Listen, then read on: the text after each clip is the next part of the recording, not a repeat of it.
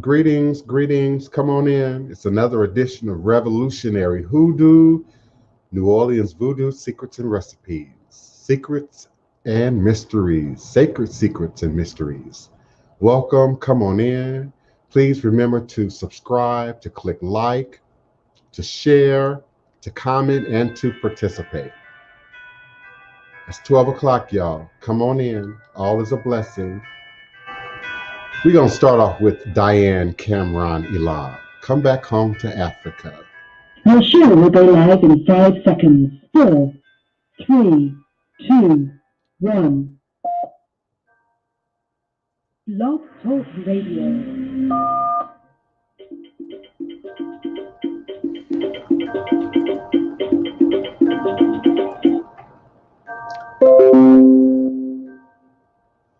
Greetings. I'm having a problem with the Blog Talk Radio platform. Just give me a moment, y'all.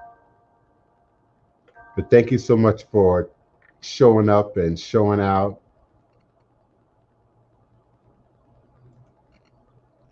What is going on?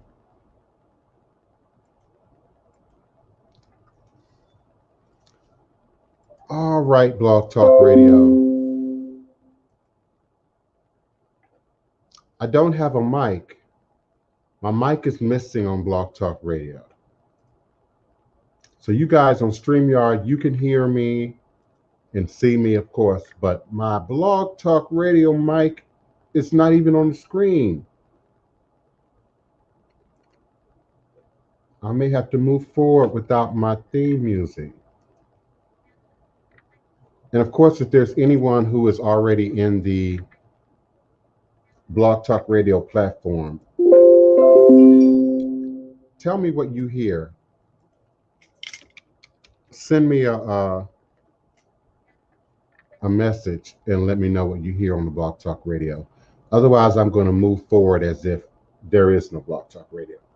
So greetings to everyone in the room. I'm always honored, humbled, appreciative of those who take the time out of the middle of your day to be present here with us at high noon US Central Standard Time on StreamYard, YouTube, Facebook, Twitter, Periscope, my EarthCam page. Thank you, Neophyte Bokor. I got you, bro. All is a blessing. And if you all didn't hear me, something's going on with the Blog Talk Radio platform. It's not loading properly. I don't have a mic. So there won't be a backup today for the Blog Talk Radio aspect of the show. So I don't know. Let me see. I'm going to give it one more try, and then I'm going to move on with the show. I'm going to talk about sacred secrets and mysteries. Why is so much about hoodoo, voodoo, Obia, Ifa? Why is so much of it secret and protected by secrecy and mystery? That's what I want to discuss today. Thank you, Blog Talk Radio. I think I got my Blog Talk Radio back. Yes, I got my radio back. Thank you, Valerie Little Taylor. Can you hear the theme music now?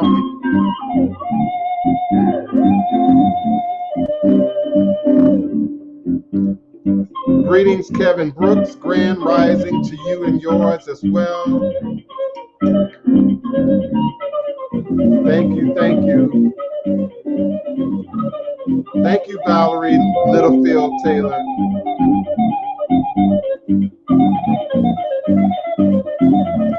We'll be forward momentarily. All is a blessing. Thank you, Esmarie. Thank you, Neophyte Okur. And welcome. And of course, I'm grateful for my cousin. Thank you, Oloye, for being with us. Come back home To Africa. Yes. Greetings, greetings, greetings. Come on in. All is a blessing. blessing. Come on in.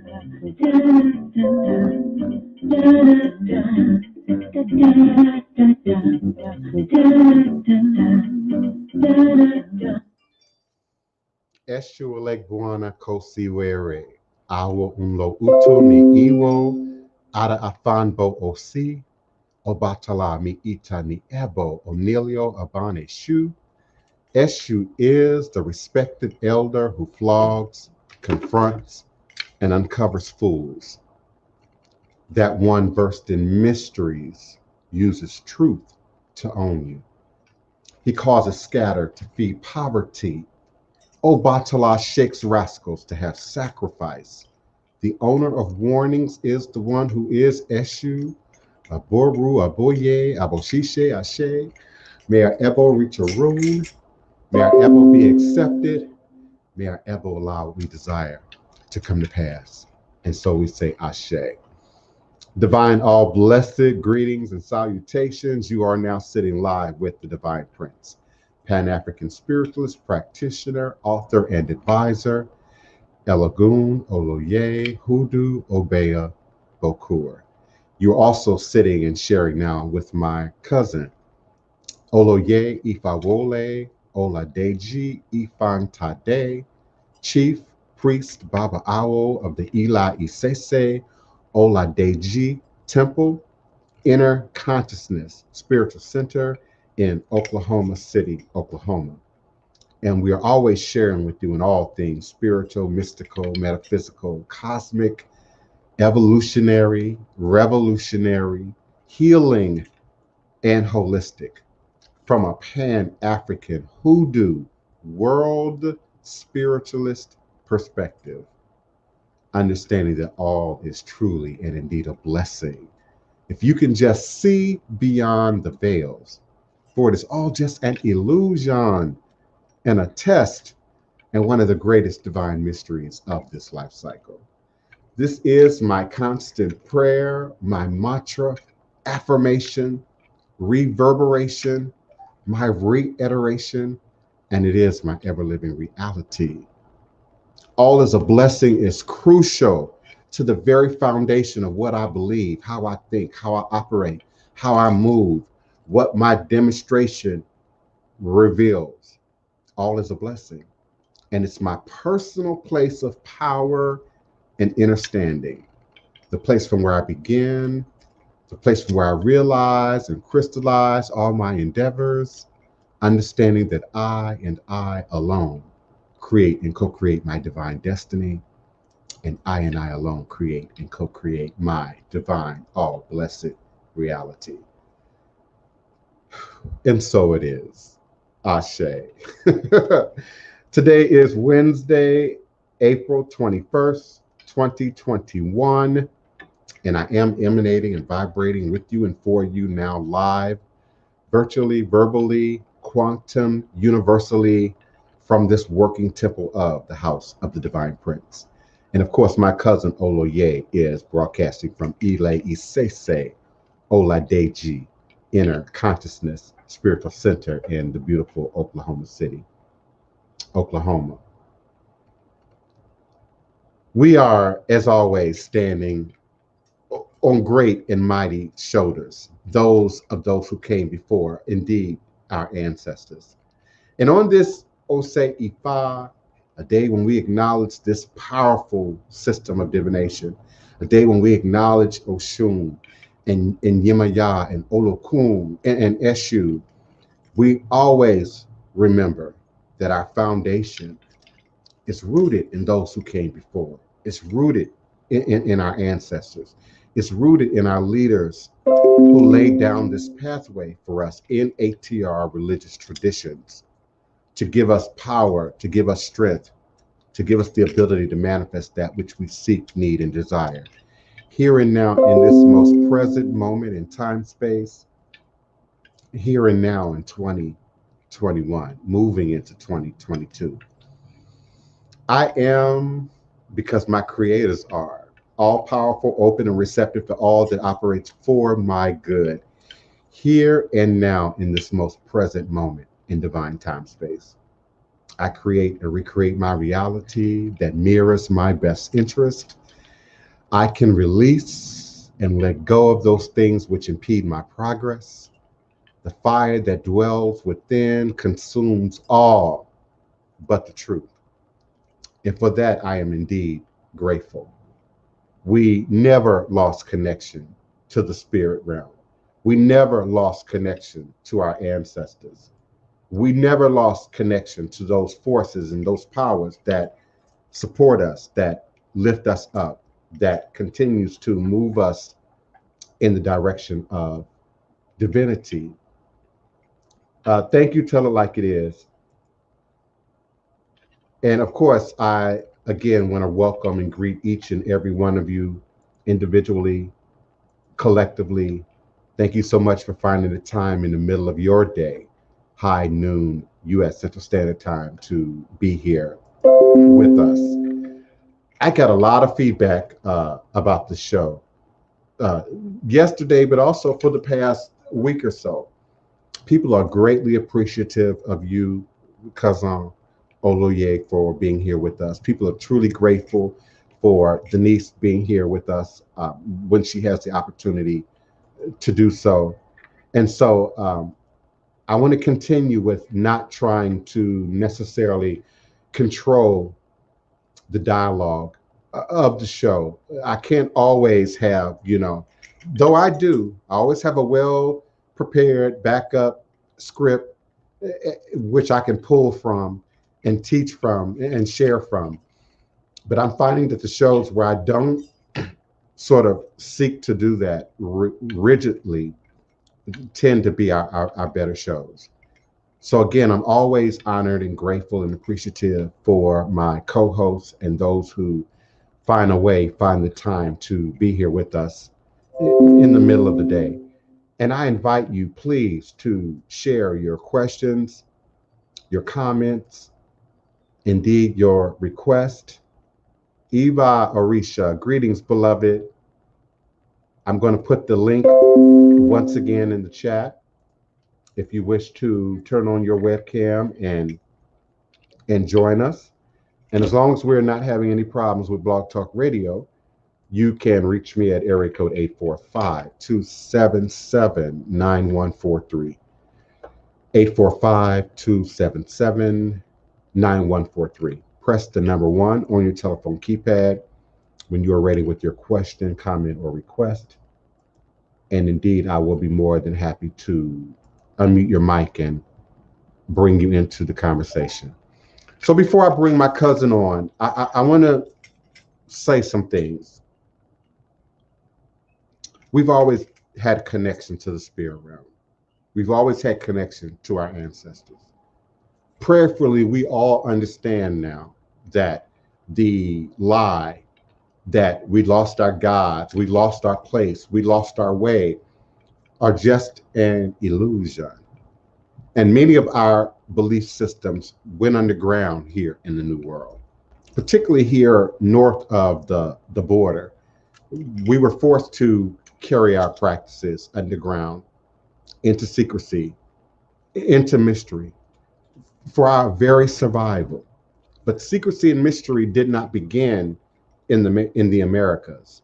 Secrecy and mystery in ATR did not begin with colonization, with the missionaries. Now, I've spoken to many West Africans, Yoruba, Igbo, Khan, Fan, and in their opinion, there is necessarily no secrecy in West Africa around the traditions. And I believe what they mean by that is you're born into the practice, you're born into your lineage, you learn from birth what the ceremonies are, what the festivals are, what the season is in accordance to your lineage. The secrecy also is about protecting foolishness. And some of our long-term participants have heard me sort of say this before. Some of the things that I could say here, that Oloye could say here, without acknowledging protocol, some of you would hurt yourself and would hurt other people if that range of knowledge, that range of information was free. It's also about protecting what is sacred.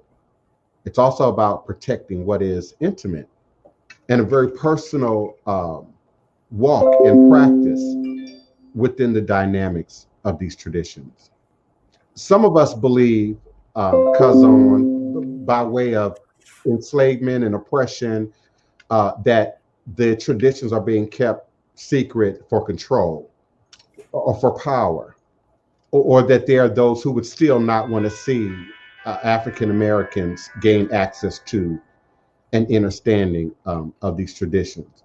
But I welcome you to also share your opinion, your experience, your training, your awareness about the necessity, the purpose of this sacred secrecy and mystery within these traditions. Well, greetings to everybody. I hope everybody is doing well. So this is an interesting topic because I can take this topic in a few different ways. Please do.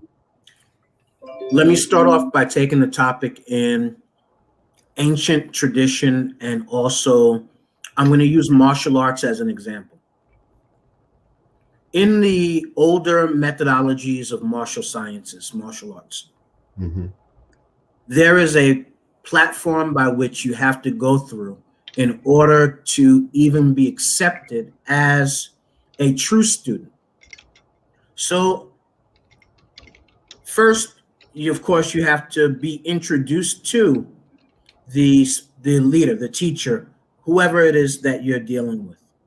Once you do that, there's a process by which that leader will then be testing you to see just who you are and to see how you are showing up in order for them to see what level they might deem to begin you at. For some, they test you. Even if you come in with knowledge, they'll test you to see about your humility. Are you willing to take a step back in order to move forward? For some, they might start you where you're at if they deem that your spirit is in a good place.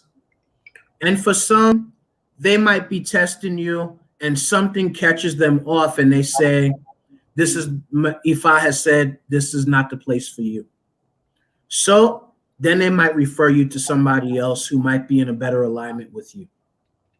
So first we have to get through the process of being accepted as a student under a particular Babalao, a Luo, or whatever higher. Once we get accepted in, it is all how you show up and are willing to do the other side of the work that will allow the teacher to see he's humble enough to do maybe cleaning the house, or maybe he has to sweep this, or he has to hold this. Whatever it is that they have you to do, it's always with a purpose. And the question then becomes, is this particular person willing to go through these processes in order for them to deem that ready to go into the more higher levels and to receive the information? I want to be mindful of who I'm giving the information to. I want to be mindful of who they are so that they're not using this information in a way that's going to injure somebody else and, of course, injure themselves. So there's a process by which to go through that many of the elder Babalaos will take you through. Are you willing to learn aspects of the language? Are you willing to learn aspects of the culture? Are you willing then to put some other things aside that you know in order to focus on what is being shared with you?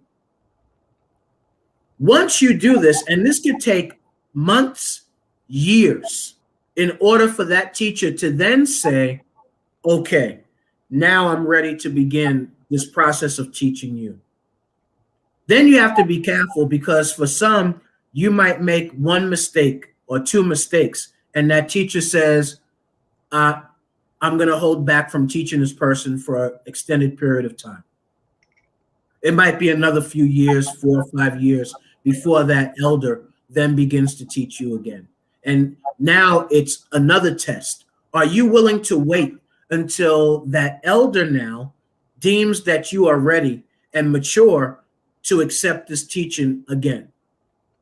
So now, I don't know, and I won't say that it's all about secrecy, but it's all about testing who you are, where you are, what you are willing to humble yourself to.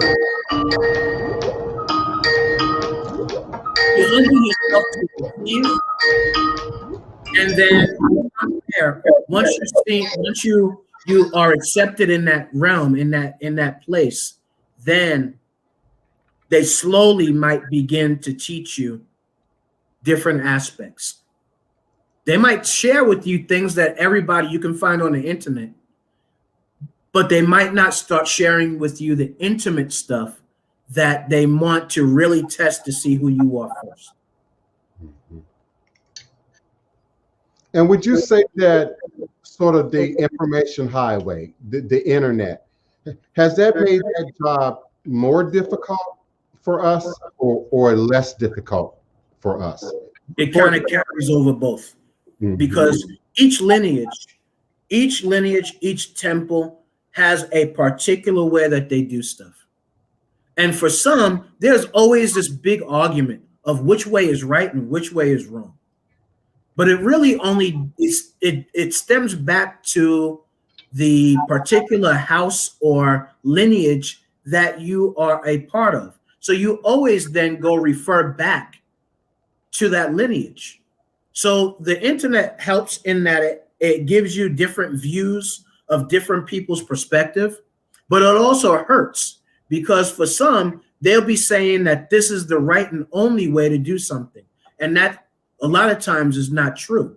You can have on one block 2 or 3 people that maybe are priests or followers, practitioners of a particular orisha. And each particular place that you go to practices the tradition a little bit different. But none of them are said wrong. In this maybe house, this family maybe has practiced the tradition for hundreds of years, generation to generation. And in that, they have done things this way. But in this house, it might be a newer house and they're in a different lineage. And in that lineage, maybe they have this, this, and this. And that is the way that you're learning how to do it. In that house over there, it might be a totally different way that they practice. Maybe they came from a different place. They moved in there, but they came from a different part. So now the way that it is practiced over in that part within that family is different than the other two. So when you go to the house, you have to humble yourself to accept what they are doing and even take it as a learning opportunity to say, wow, I never knew that is, that might be a part. I've heard, but maybe I've never seen it. We have to then humble ourselves that people practice the tradition in a different way, not so much what's right and wrong. It's that lineage practices this way. And in the face, again, the superhighway of information, almost daily, I run into the story of, I was with this house, but I'm no longer there. I had this set of godparents, and now they're no longer available.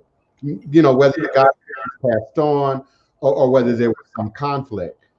But sort of the ease in which we are able to move in and out of various platforms, various houses, gain access to varying degrees of information about specific paths and specific lineages, in my opinion, adds to sort of the confusion that we see in our community around what ATR is and how it should look like. What is the demonstration of that?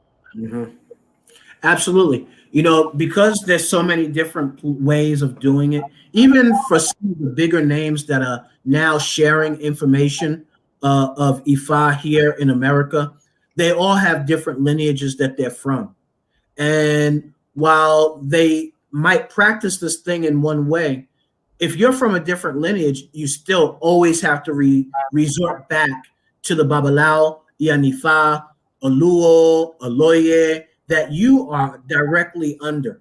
Because then when you go back and maybe visit out in Africa or wherever else it might be, the lineage might be stemming from, you're going to be in alignment with that lineage. Even from doing Obi divination. Obi divination is extremely different from place to place and from temple to lineage, whatever.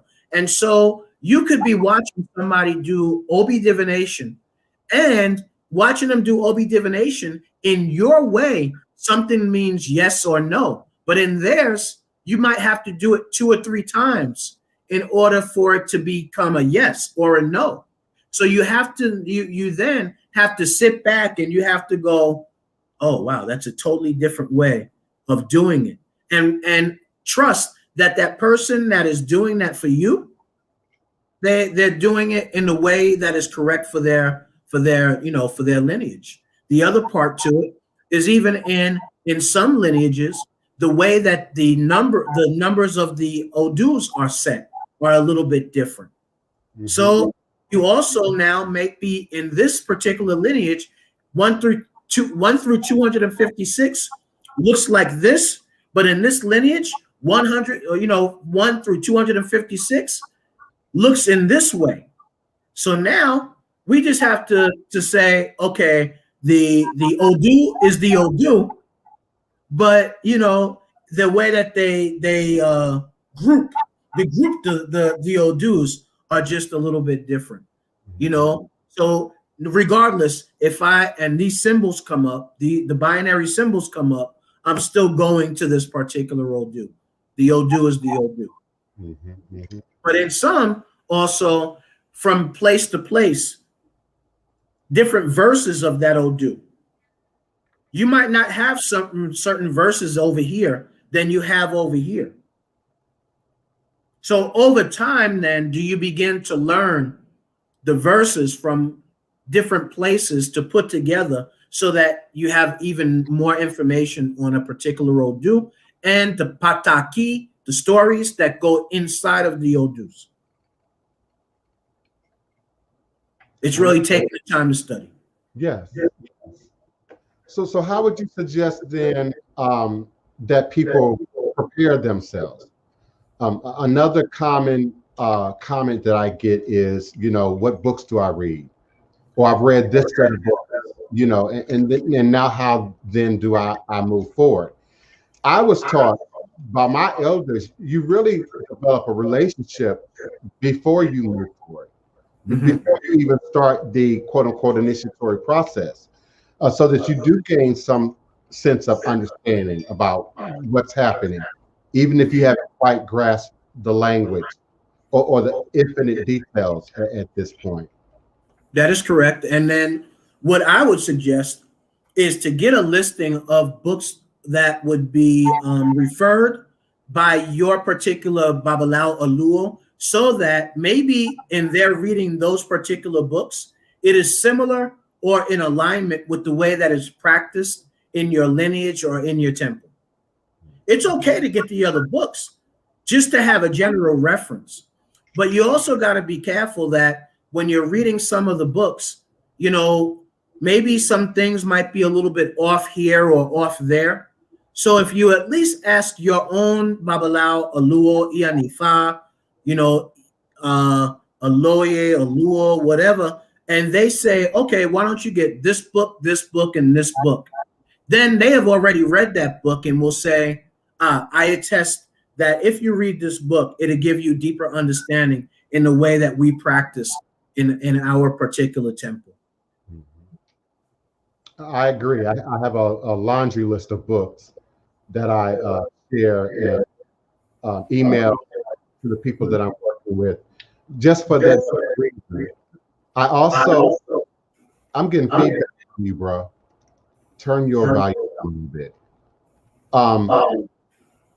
I am also, oh wow, I also find it important that people expose themselves to more than one lineage, to more than one way of doing things. I find that also aids the understanding of what's happening and the process. It also helps, in my opinion, to sort of demonstrate that difference from path to path, lineage to lineage, house to house, because indeed you're going to see that mirrored in what shows up, in the books. So often when I'm asked, what should I read? First I say read everything. Read everything. Good, bad, right or wrong, left to the right. It again helps to sort of clarify what's available, what's out there, what's being said, and then again, what's consistent. Then I sort of provide the books specific to what we're working on. I'm naturally not going to give, the first, second, third grade senior level books. So we might start out with understanding what OB is and how that works. We might start out with understanding just the basic dynamics of ancestry. But I find that some of my clients, they want so much upfront, really quick, before they even understand the dynamics of the language.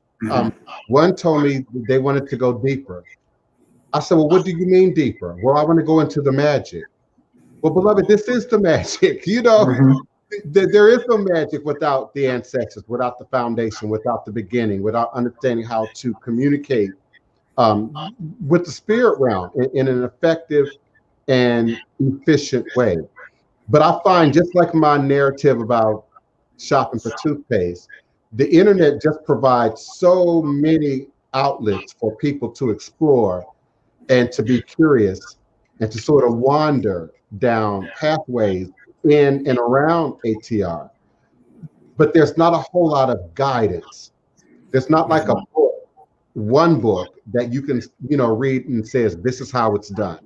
Particularly in the environment that you eloquently described, where different lineages, just like different houses, your gumbo might not taste like my gumbo. You might not put certain ingredients in your gumbo that might be in my gumbo. But there's a basic formula to what gumbo is. And that applies universally. So that, for me, that's often a challenge.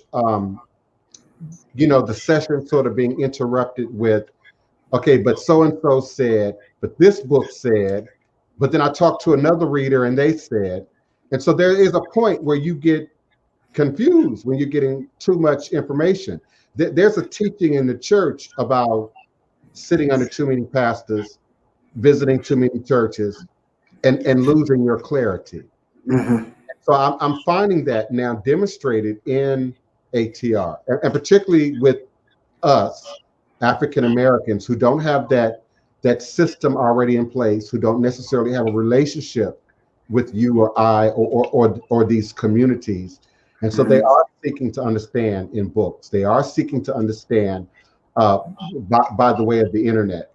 And often they're coming up very confused or deciding they're going to sort of just do their own thing, establish their own rules, just follow their own spirit, they might tell you, their own feeling, they might tell you. So sometimes I find it challenging to explain that I like the word secrecy. The mysteries are not just about keeping you away from the information or the source, but one, protecting you from foolishly using or applying or repeating or duplicating something that you don't even understand. But two, understanding at a deep level what we're doing at all. I can't tell you how many clients come and say, well, they gave me a hand of Ifa, but they can't explain what that is or what took place. Well, I had a cleansing done, but they can't tell you what that was. They can't tell you what was said. I just know I had it done and I threw more money at it. So that component of education is critical to me. Mhm. That's why we do these broadcasts. And some people aren't happy. Some people find them boring. Some people find it too academic. But without that understanding, you can never gain full access to these traditions and operate, within them authentically. And one more thing I want to add before I pass the mic is using our technology to access people like yourself, Aluos and Babalaos in Nigeria, practitioners, of Akan in Ghana, really reaching out to the community. As I said, we had to develop a relationship first before I was allowed in. So being able to develop relationships with the community that you seek and you desire. I also want you to speak to how people determine lineage. Okay. Is it necessary for everybody to go to Cuba? Is it necessary for everybody to go to Oyo or Sopo? How do you determine that? Very good question. So, as people might know, I always give honor to my own particular Luo Oba Ifekbeme Feshem Funsola, right? And I always give honor to him as the founder of IleIfaOladeji temples. The man went out to Africa almost 30 times. He went out 29 times and stayed for months at a time in order to be learning the information from the most elder people in many, many different lineages. So here in America, there are many that have gone out to Africa and done extensive study. The knowledge is here in the United States by many of the elders here that have practiced this tradition for many, many years. Now, do you wish to do it in the way of Cuba, Lukumi? Do you wish to do it in Santeria? Do you wish to do it in Condoble? Do you wish to do it Isese, which is more of the traditional way without influence of Christianity, Catholicism, or anything else? First, you have to know the difference in each of these realms. Once I know the difference, I might say, I want to do it from Isese. I want to do it without the influence of anything else. Great. That means in my beginning research, I want to look for temples that embody Isese. Not doing Cuban this or Cuban that. I want Isese. If I want to do Lukumi and have maybe that flavor, I'm going to find a temple that has to do more with Lukumi. But then I have to know the difference between them. So now maybe in Lukumi, they are doing warriors. In Isese, they don't do warriors. So now, do I want this particular perspective where I'm getting warriors when I walk through the door? Or am I going in this perspective where Orisha will come as Ifa dictates it to come? Do I want on this side, do I want maybe the way that they practice and that they teach? Or do I want on Isese where they are teaching in this format? So first I have to now know determine which way. And it's almost like if I went to a church, do I want Methodist, Episcopalian?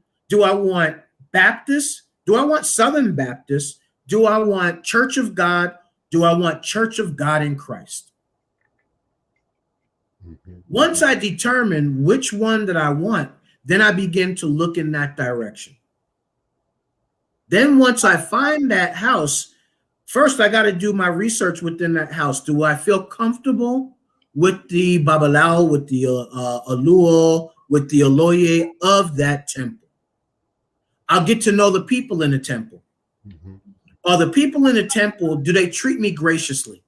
Do they treat me well? Do they treat me with dignity and respect? How do they treat the Aluo, the Babalao, the Oloye? Do they treat him with dignity and respect? Do they feel like they're being taught well? Do they feel like the person in charge is actually sharing information? Are there classes that are available?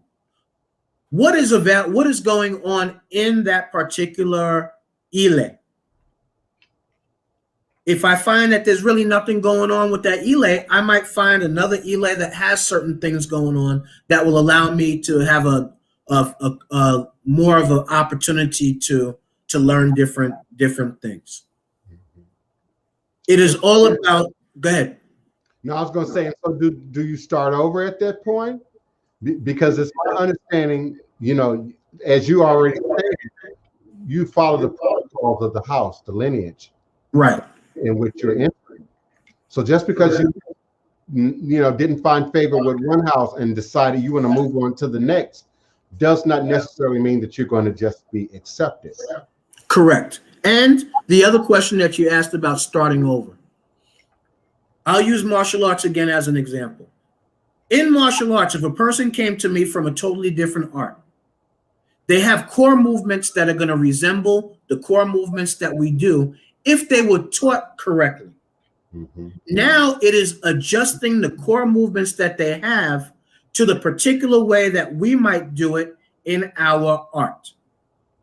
It'd be the same way there. If you have and knew something about Obi divination, now it's me sharing with you Obi divination in the way that we do it in this lineage. Mm-hmm. If you know Oludumare means supreme being or whatever owner, then you're going to always have that definition. But let's just say there was a deeper definition. Now you might learn different meanings or more in depth mm-hmm. about this maybe than you learned over there, because it's all according to who the particular Babalawo, Oloye is, in terms of maybe how far they can go in the teaching. But always, if they are still in alignment with the one who taught them, not only do you have them, but now you have that step higher. And maybe now you don't just have the step higher, you have a step even higher than that. So for me, maybe, okay, you come in, you have me, but you then also tie in to Kabiese Efekbeme. Then when you tie into Kabiese Efekbeme as the Oba of our lineage here, then maybe you still also have others that you can tap into. But if you have the Oba, usually you have the highest source in that lineage. So now you then begin to say, great, now I had this, I'm growing in this. Maybe I didn't learn this, now this is being taught to me. So now maybe you're starting over, but you're not starting over from totally beginning. You're starting over from a different level of beginning because you already had knowledge. You're just beginning on a different place, in a different temple, in a different lineage. Yes. And Mama Yeye used to say, baby, that is now a part of your Evo. Mm-hmm. Well, I don't want to have to start over. I don't want to have to relearn. But it's no different than gaining friends. Right. Finding a date, learning how to get along with your coworkers at the new place of work. That communication and relationship building has mm-hmm. to happen. And just like church, I find that people, often show up in distress, and then you show up at whatever church you are familiar with or you see first. And sometimes we see that even in ATR. Mm-hmm. As you said, well, they're popular or they have a whole lot of followers, in a particular location.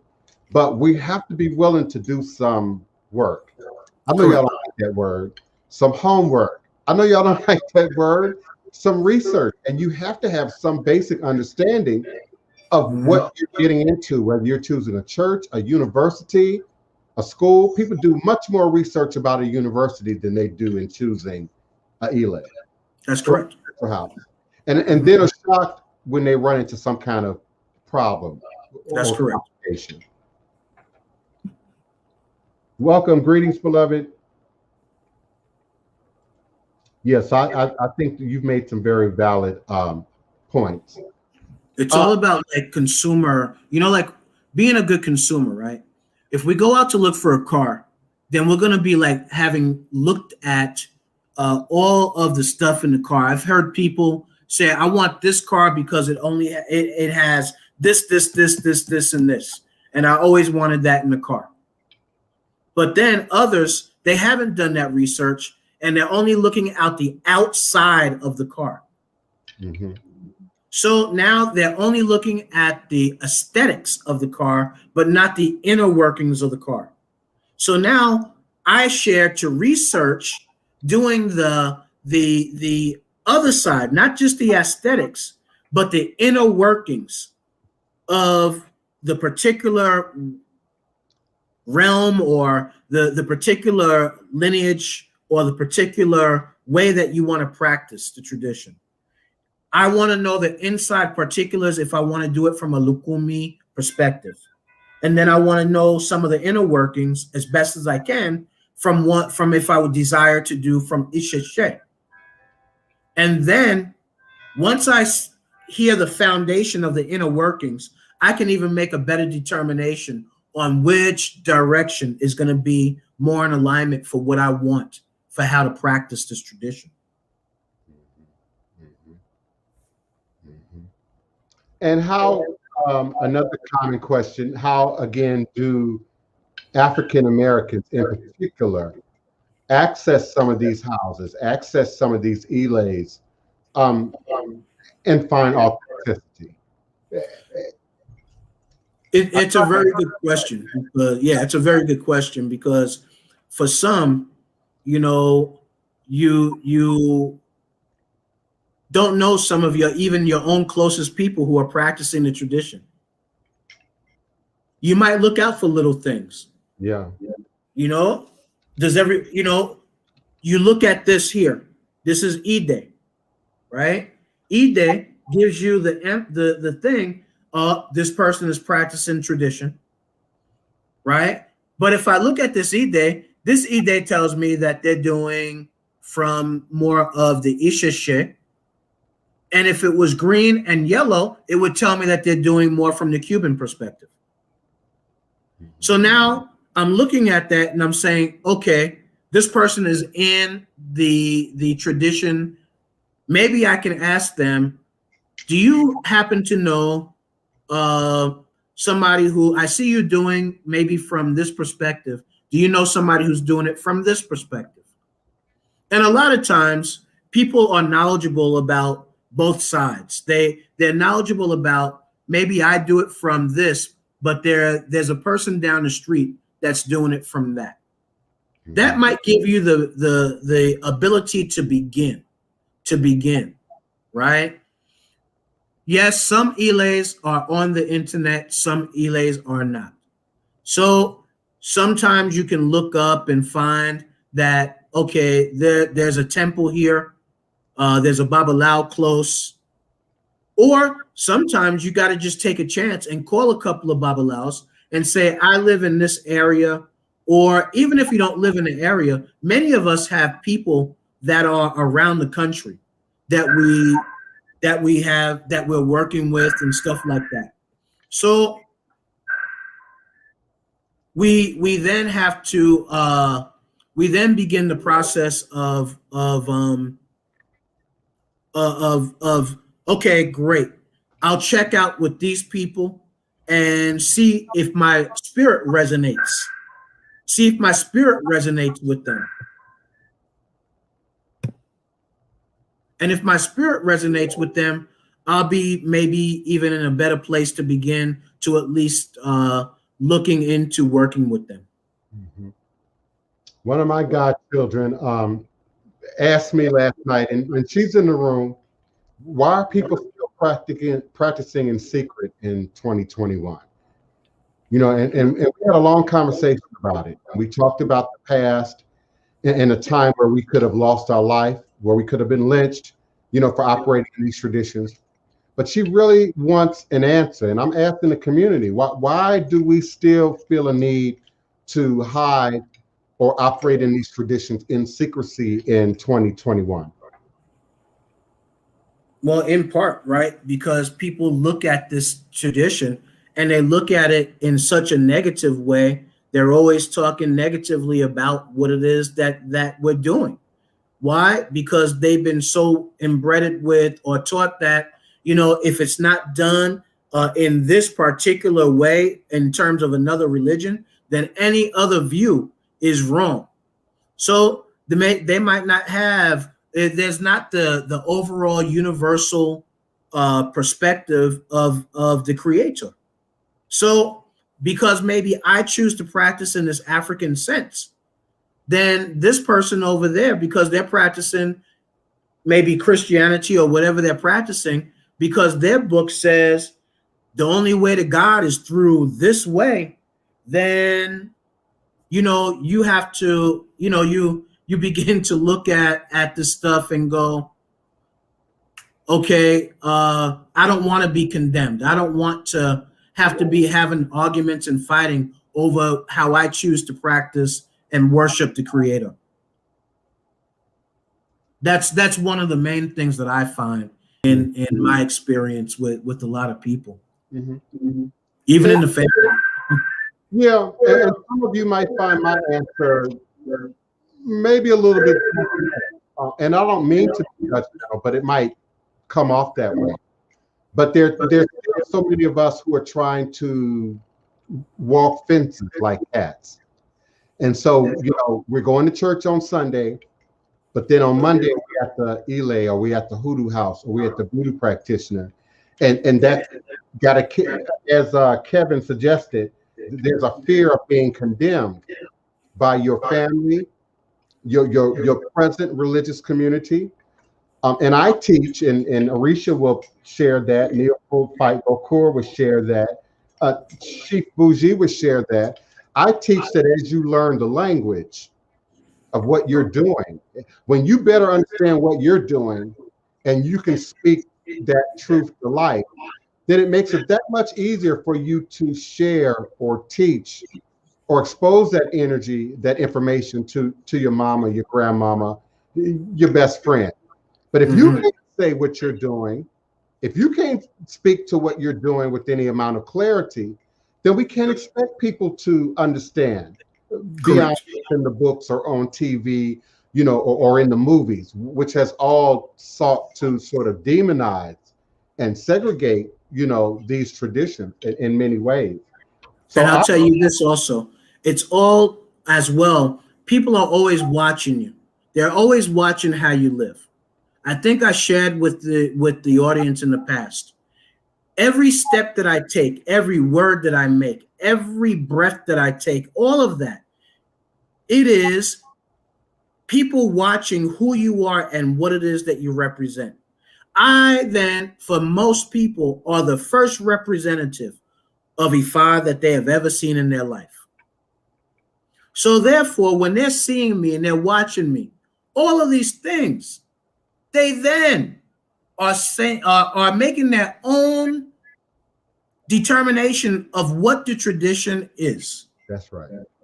So in everything that we do, we are the tradition. We are walking representatives of who and what it is that we're supposed to be representing. So now, if we want to have people think good about the tradition, it's all about the way that we walk and talk and embody the tradition. Yes, I absolutely agree with that 100%. And that's why I speak about how you all are demonstrating ATR in your own lives, but also in social media. And some of the things that we see being done, how Ilekis are handled by some people, doing otherwise sacred things in very profane scenarios. Those things come back not to just sort of cause people to sort of question you and your behavior you might be demonstrating, but it ultimately affects all of us. And there are indeed those among us who are still trying to learn, who are still trying to see our demonstration. And as my cousin said, make a sound decision based on our demonstration.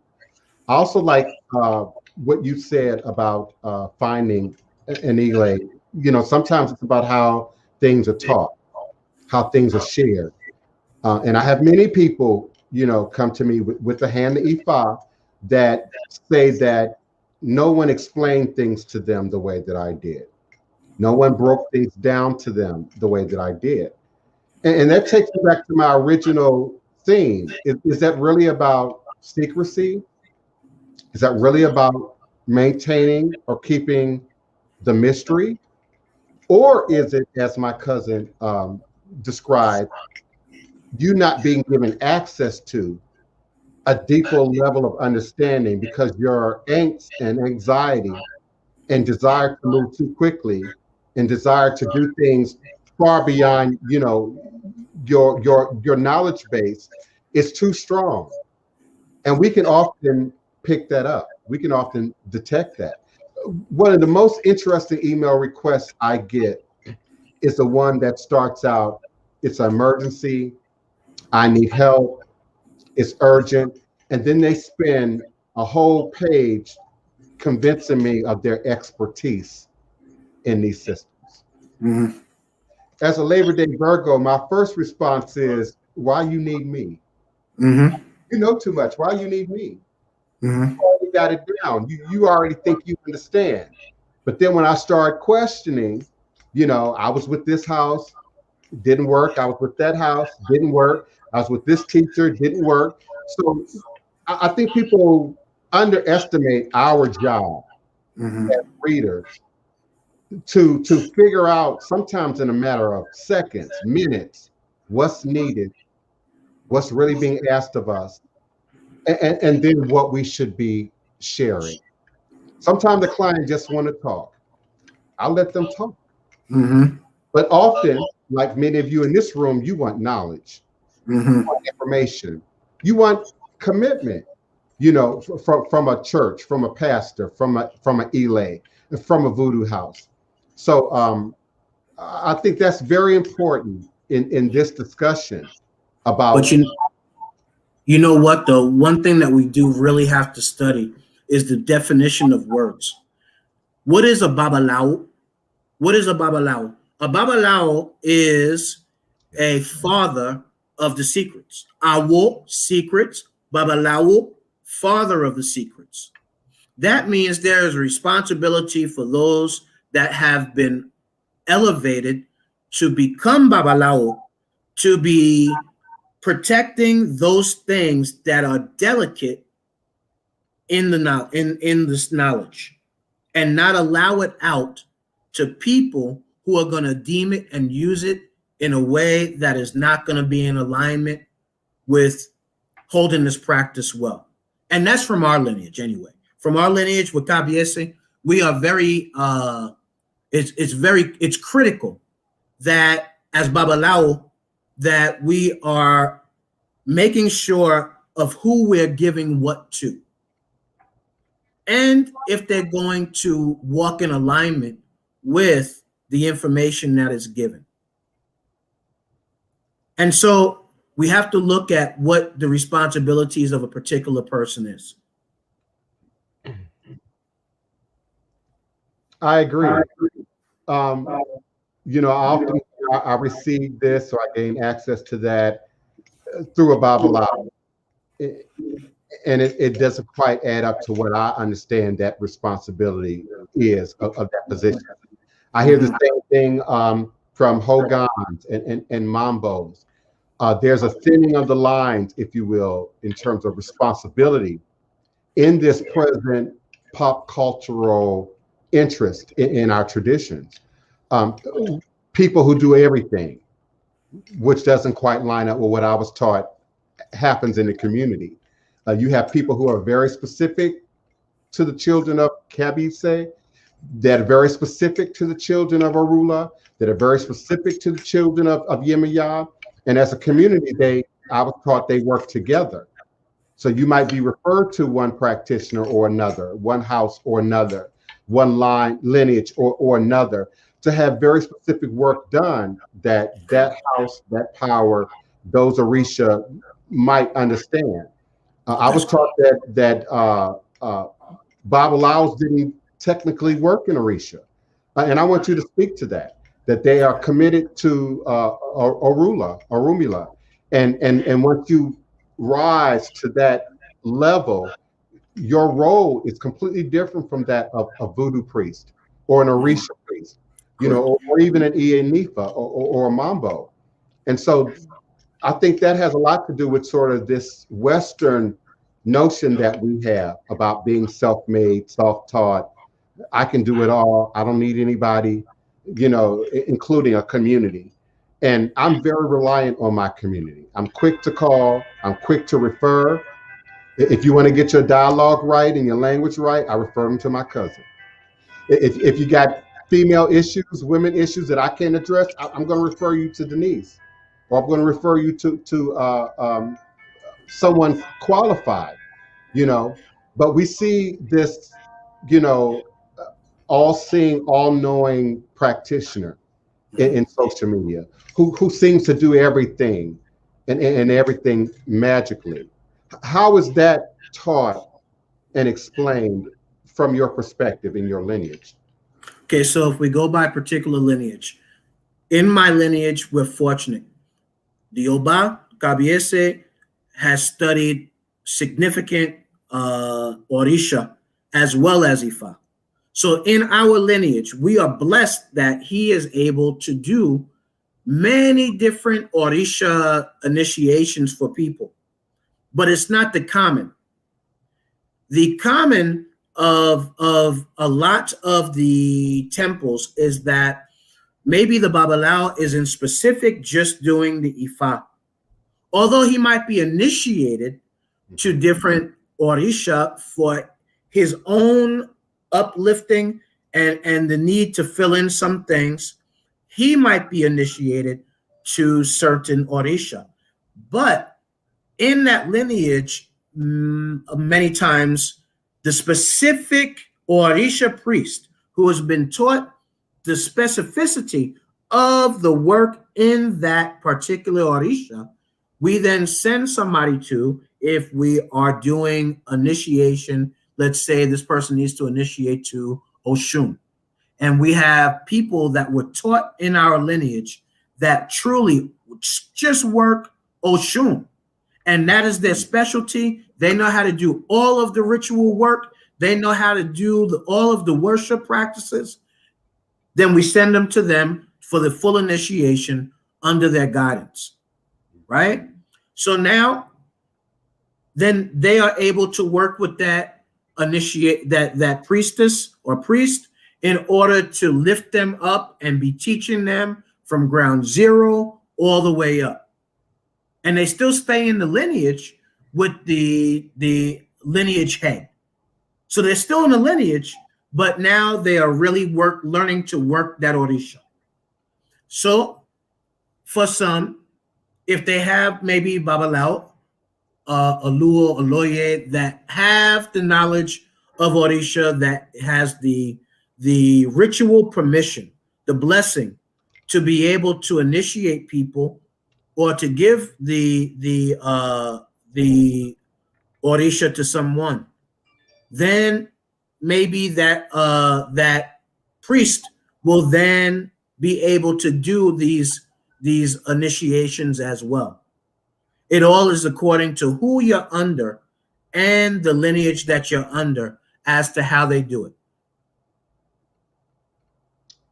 Craig Burke, I don't quite understand your question.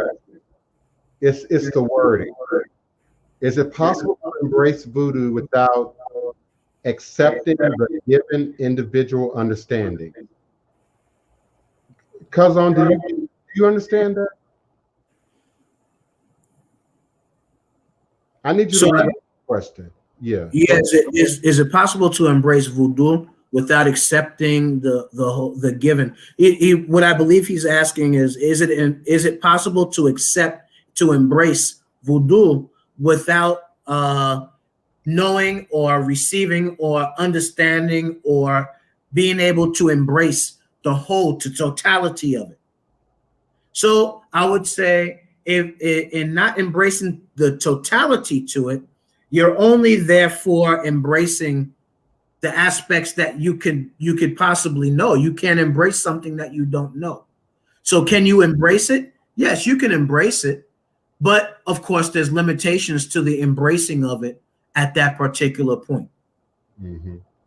As you go on in wisdom and knowledge and understanding and learning and growing, then you just begin to continue to embrace and receive those things. But we're human. Some things we might not be willing to embrace. So now you have to make a determination on if it's for you or if it's not. Mm-hmm. Mm-hmm. Yeah, if that's what you're asking, Craig, I agree with what Cousin said.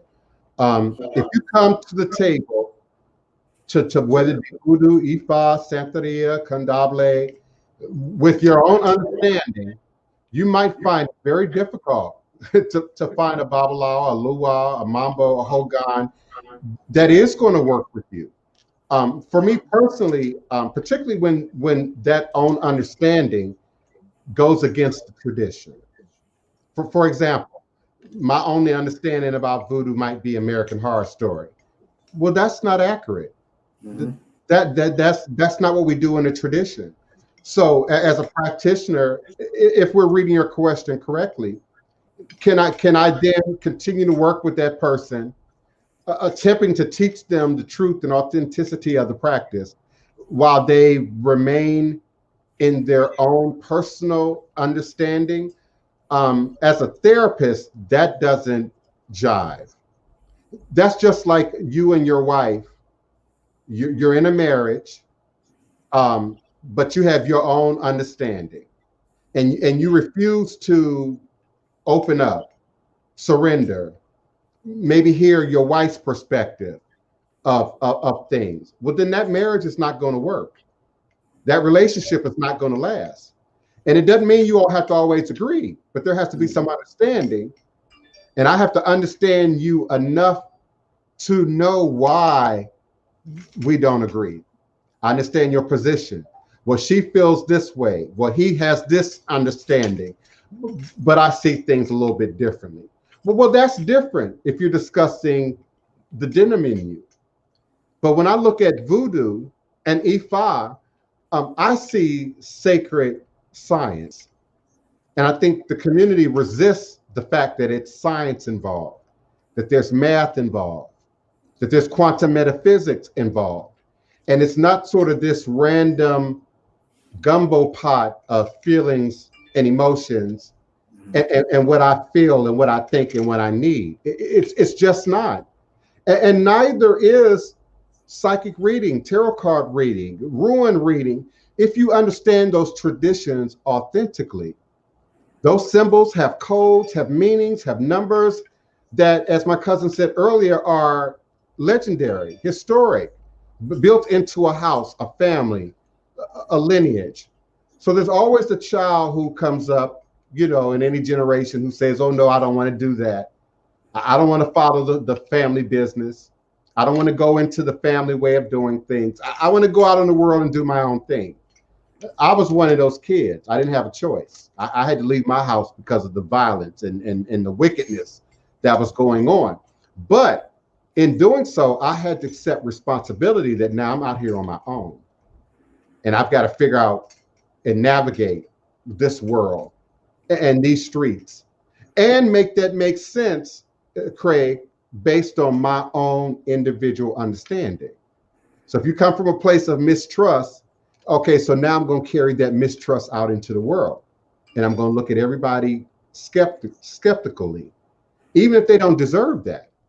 So when we bring that now into voodoo or spirituality and religion or a practice, I think if a person has a specific and unique understanding, you should do that. Don't try and enforce it on me, no more than I would try and, you know, change what my cousin does and get him to do it the way I'm doing it in voodoo. And he wouldn't do it the same thing. And we don't expect to always agree, you know, on topics. But I think when you're talking about developing that relationship, parent, child, sibling, a luau and godchild and initiate, Avarisha. There has to be some rules of engagement. There have to be some protocols. When I was growing up in school, some of you know my dad was an 8th grade dropout, but he was a master of numbers. And to this day, I still don't know how he could add up mortgages and car notes and all that stuff in his head without a calculator or a piece of paper. But it was a conflict, especially in elementary school, because I was being taught math one way at school. And then I'd come home and then he'd fuss and complain and bitch and act crazy because I didn't understand. And then when I needed some assistance in the understanding, he expected me to do it the way he did, without ever teaching that, without ever explaining, what that process is.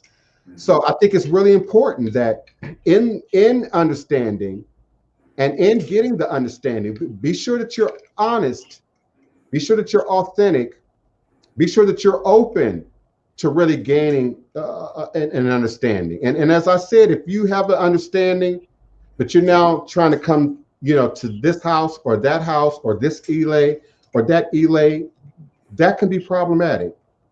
And so I encourage those people to forge ahead, do what you will, but we can't enforce our rules on other people, our understanding on other people. Does that make sense? Did I go too far with that, cousin? You did all right. Okay. Yeah. You did all right. Lola Noble says chemistry too when it involves mixing a recipe. Mm-hmm. Okay, yeah, I might know how to make cornbread. You might not know how to make cornbread. And we may not make cornbread the same way, but there's a basic recipe for cornbread. And if that's not applied, you got something else. And it ain't quite cornbread. My cake might rise, your cake might not. We both trying to make a cake, but that chemistry, as Lola Noble, that word, I think that's important when we look at these traditions of Lukumi, Santeria, Candomblé, Maria Leonza, Sanse, Voodoo. There is indeed a recipe, and it's not as random and eclectic as it appears to you on the outside. There's a certain way of an order of doing things. And I think we all still, maybe not all of us, but we all still suffer to some degree with, hey, mom, greetings, beloved. We all still suffer to some degree with the pre-programming. So we've been programmed to see the world in a certain way, and often through Eurocentric eyes. We've been taught to see church in a certain way, based on what Bible that church is using and who produced that Bible, and so we then decide that's not working for me. And I now want to go into ATR, but we still have this background video playing by which we're sort of filtering our learning and our journey through as we gain access to this new information and these new practices and these new traditions. And so there's a part of us that expects it to be as simple as come as you are. There's some of us that expect it to be as simple as, well, church is free. No, it's not, but it appears to be free. You can go in, and maybe it's not a ticket taker at the door. But if you join a church, especially these mega churches, they got your tax ID number, beloved. That your tithes is taken out automatically. I know churches that got ATMs in them. So it's not free. It's an illusion of freeness. And then there's those who say, well, I never go to church. All I need is my Bible and I can do it at home. And, I don't need a leader or guidance. I don't need that fellowship of the community. We find all kind of ways in Western culture to justify separation, isolation, sort of an individualism that's not always healthy and in our best interest. And then when you ride until the wheels fall off and you find yourself out in the middle of a desert, then we're screaming bloody murder. Why? And somebody come help me and rescue me. So it's a challenge, at least for me, beloved, with this sort of modern take on, I don't need a teacher. I don't need a Babalao. I don't need an Oluo. I don't need a Mambo. I don't need an Ianifa. Just point me to the right books. Just give me the right links on the internet, you know. And then when I see the fruits of that, oh my goodness, the fruits. Cousin, I've had people, I don't want to call any names because a few of these people are in and out of the group. But I've had people come, spend maybe 30 days, 60 days, 90 days with me. And then the next thing you know, they're selling services. They're an expert reader. They're making magical black soap. They string in ilekis, you know, and sending them to people, you know, only to come back and apologize. And this conversation isn't about the apology. It's about the coming back with all this stuff. And when they're honest about it, when they're willing to be honest and admit to me, yeah, they've invited all kind of demons into their life, all kind of jinn into their life. They've started doing services and doing readings, and now they scared. You know, now I might have something on me, you know, and it has to do with these shortcuts that we want to take to development within these traditions. In your experience, do you run into that? The godchild who comes and rather than sort of moving on from you and maybe finding a more appropriate Ile for themselves personally, they decide they're going to do it all now. Yeah, we've all run into those things, and the only thing that you can do, to be honest with you, as I've learned to do, is to step back and show grace. Because at the end of the day, you're not going to be responsible for their thinking. They're responsible for their thinking and their actions. And if we're looking at it like everybody has come with their own destiny, then part of their destiny sounds like there's a specific lesson that they have to learn about rushing and moving too fast. So I don't look down on them. I don't, wish bad things on them. If it does hurt my feelings and hurts my heart, I step back and take the time to find out what it is about it that hurts my feelings and my heart. Mm-hmm. And then I allow that to be able to let them go.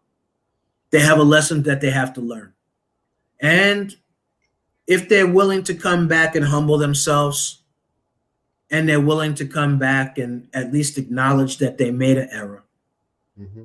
then we just have to see how things go from there as to whether they're going to be able to come back as a student or they need to continue going, and I recommend them to go someplace else. Mm-hmm. But it's all about, it's a lesson. There's a significant lesson. We don't know each other's destiny. We don't know what it is that we've come here or how the lessons are going to manifest themselves. We do know by the Odus that come out for a person what Ifa says that they should do, maybe what they did in the past, and maybe how to begin moving. But to be perfectly honest, it's all about that person at this time in this temporal realm and the choices and the decisions and the actions that they make that's going to maybe allow things to move forward smoothly or move things in a rocky way. And the only thing that we can do is continue to be who we're supposed to be. We have work to do as spiritual leaders. And the errors that we might make illuminate tremendously large. And most people are not willing to even, I want to say, accept our challenges as humans. Mm-hmm. Mm-hmm. They don't want to forgive us for the challenges that we have. So we are even on like this tightrope of we can't make this mistake over here, but we're still spiritual beings living human experience. And we're still going to make errors at times in judgment, in steps, in words, whatever the case might be. And it's those who are not willing to show grace that we have to be careful of. That's right. That's right. I like that word, grace. That same word came up in the last episode, grace. You know, rather than curse, show grace. Rather than trying to rebuke, show grace. Rather than try and judge, show grace. And in our position, you know, and I don't know if you were sort of referencing that with your last statement, but in our position, we aren't often given a whole lot of grace. We are expected to be perfect. We're expected to be superhuman. We're expected to be divine, like the Oloye in the Orisha. I'm expected to answer my phone at 3 o'clock in the morning and just let you in. You know, there's no acknowledgement sometimes of our humanity, you know, and that we are, even as practitioners or ministers or healers, this is a part of our journey. And sometimes we're working through our own ego by way of what we do, you know, as leaders, you know, within ministry. I think that's one reason why Mama Yeye, may she rest in a room, why she used to say, you know, that is now your ego, that is now your sacrifice. And indeed, in a normal life, whether you're practicing any religion or not, we make a great deal of sacrifices in the process of learning, growing, evolving. So you date one and it doesn't work out, and so you date the next. So you find one job and it doesn't work out, and you learn from that, and then you move on, you know, to the next. But when it comes down to the leaders, often we're not given a whole lot of space to be human. Sometimes I'm just tired. Orisha will tell you that. Sometimes I'm just exhausted. My mother will tell you that. And I do feel a sense of commitment and responsibility sometimes to pushing, you know, my own human endurance past a certain point. And I can't be available to you if I'm not available to me. But I think it makes it, you know, not a good thing though when, you know, I'm exhausted, tired, tense, you know, and then I carry that into my session. It's holistic. Yeah. It's a holistic thing. And if we're not practicing this in a holistic standpoint, a holistic fashion, then we're going to not be healthy. Our goal is to find and to bless people to try to become healthy in all areas of their life, right? And if we're not healthy ourselves, we can't expect to share with somebody how they can become healthy in their life. So we have to take care of ourselves physically. We have to find rest when we need rest. We have to eat appropriately. We have to be able to, you know, when other things are out of balance in our body, we got to be able to go to the doctor. We have to be able to get the appropriate, even Western medicine, as much as we don't like it, we have to combine the Western and the Eastern, right? So now we got to go to the doctor to get appropriate medication in order for us to bring back into balance what we need to do. We have to be able to exercise and to walk and to be able to be healthy and breathe and all of those things. And then mentally, we have to now have good mental health. We talked about that extensively the other day. Mental health is everything for ourselves and then also for others who are around us. And then emotional health. The emotions, how do we deal with our emotions? Everybody has a right to be hurt, angry, upset. Everybody has that right. But how do you deal with it when you are? Are you lashing on people? Are you yelling and screaming and hurting people? Or are you able to now come to grips with your feelings and handle them in an appropriate way? And then spiritual health. What are we doing for our spiritual health? Are we doing our prayers every day? We might not do it the same way, and we might not do it in the same format. But really, at the end of the day, are you just giving honor to the Creator? If you have certain Orisha, are you honoring your Orisha? Are you honoring your ancestors? Are you honoring, are you giving honor to that which is in what you're trying to grow to be, right? So the health, the holistic health, what are we eating? I could be eating, but I could be eating garbage. And then by eating garbage, it's affecting all the other areas of my physical health. It's also affecting my mental health if I'm not eating in an appropriate, manner, and good foods that's bringing the appropriate nutrition. So holistic, everything that we do has to be looked at from a holistic manner that's going to allow us the opportunity to fully be able to heal. And those who now are those who are supposed to be healers or priests or whatever, you even got a bigger responsibility to be working on your mental health and your physical health and your emotional health. And yes, of course, your spiritual health. Absolutely. Absolutely. 100%. Some people don't like us to talk about mental health.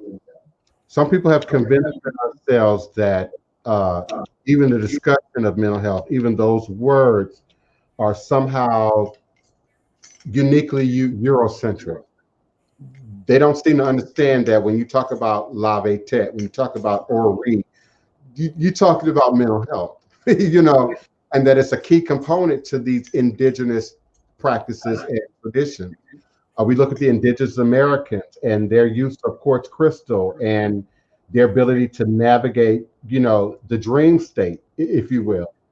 Again, it's about mental health and consciousness. And you can't be imbalanced, from the neck up. You can't be imbalanced, at the heart level. You can't be imbalanced in your body and not have that show up somewhere in your life, in your work, in your children, in your environment.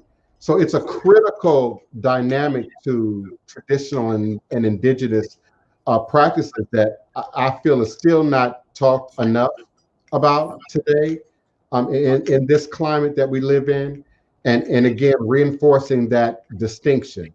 I'm not talking about pharmaceuticals. I'm not talking about getting on industrialized medications. I'm not talking about, even necessarily following all the specific ways that the system addresses mental health. But there's indeed a component of mental health, which is part of the foundation of these traditions that is not being given enough attention by the pop cultural interest in these practices. Because it comes up in Odus too. There's certain Odu that talk about the mental health of this person needing to be corrected, needing help, needing assistance. It talks about physical health.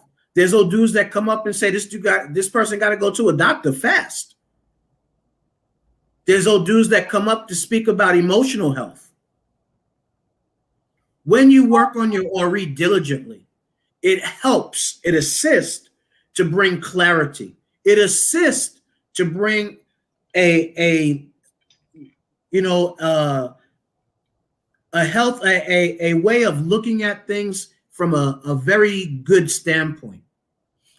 Your mental health and your Ori are tied in 100%. Yes.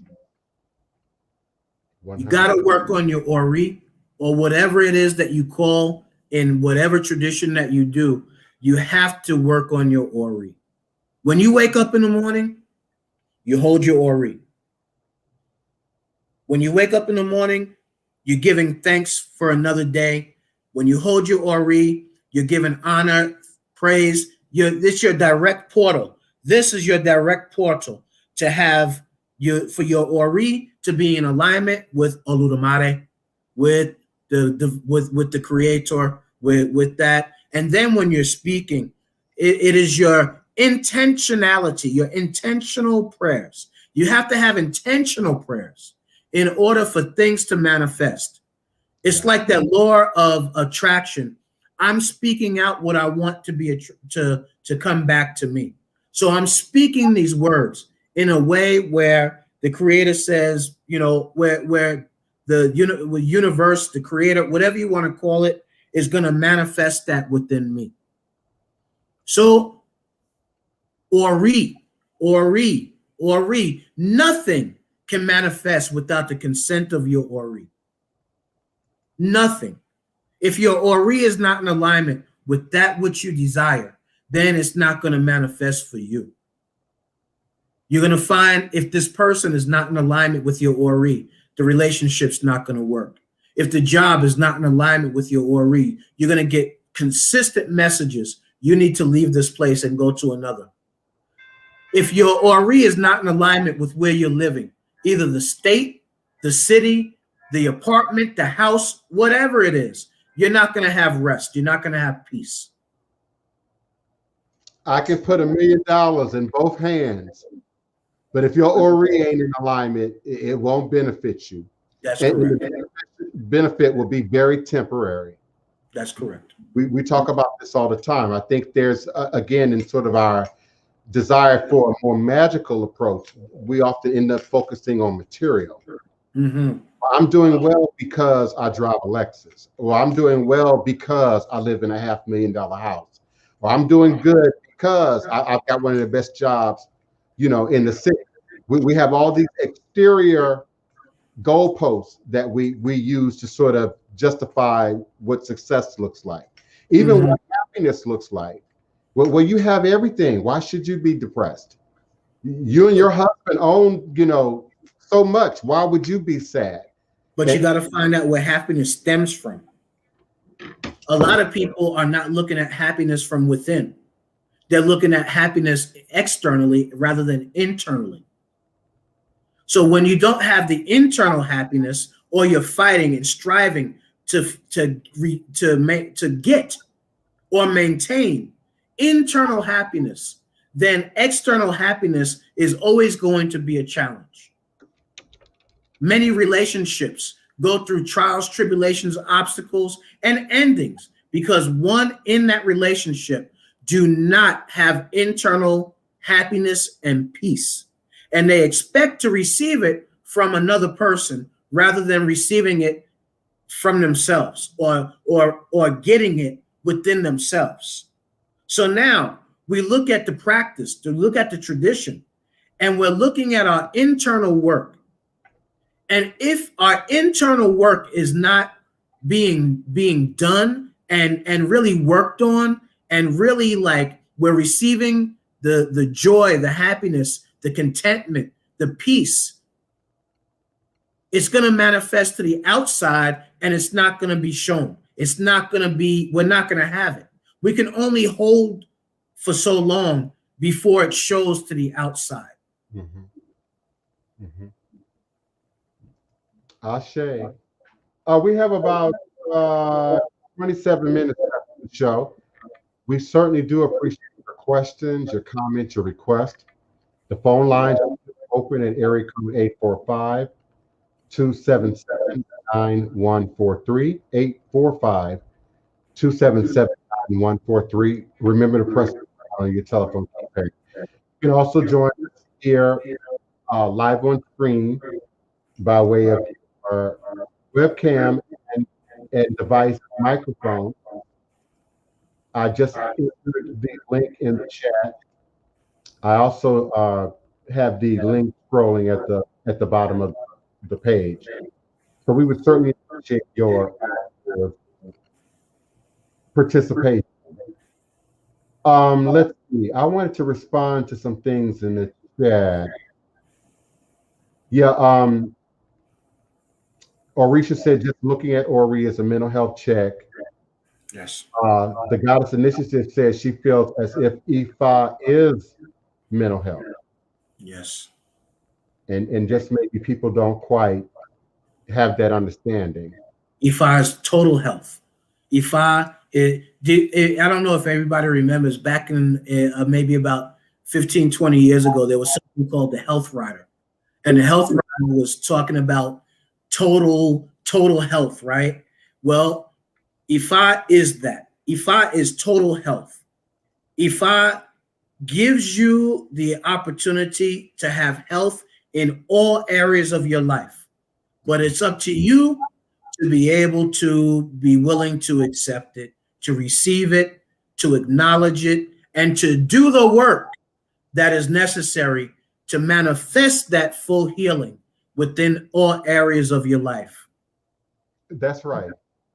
That's right. I can't tell you how often people come and, you know, the question is, I want a reading about my love life. And then starts talking about health, wellness, finance, career, education, personal life path choices. And again, here in the West, we have either externalized our sense of wholeness. What do I have? What do I own? What can I possess? What can I buy? What can I hold on to? Or we have completely reduced spirituality and religion down to just remedial, you know, fix my life, help me to win the lotto, you know, heal my cousin. And we don't see it in its fullness, in its 360-degree range. We don't see it in its totality. You were mentioning what Odu might say. And I think some people listening to us don't realize that Odu sometimes talks about what you can and cannot eat, food you should avoid, you know, environments that you should avoid. Some of you should not be going out at night. Some of you shouldn't be going out alone. Some of you should stop visiting the places that you used to visit. I mean, it's very, very detailed. I call it a capsule of information. And Odu is like a capsule of information. And when you open it, it just explodes out to the very ends of the universe. And so it can touch everything in its path. And when we isolate my love from what I'm doing with my health, when we isolate my health from what I'm doing in my career, we're really dividing up ourselves in a way that's not useful. You know, we can have all the money in the world, you can have the best career in the world, but if your health is in the toilet, what does it really mean to you? What does it really mean to you? I've heard people say, you know, I just want my man back. I don't care if we're homeless and on the street.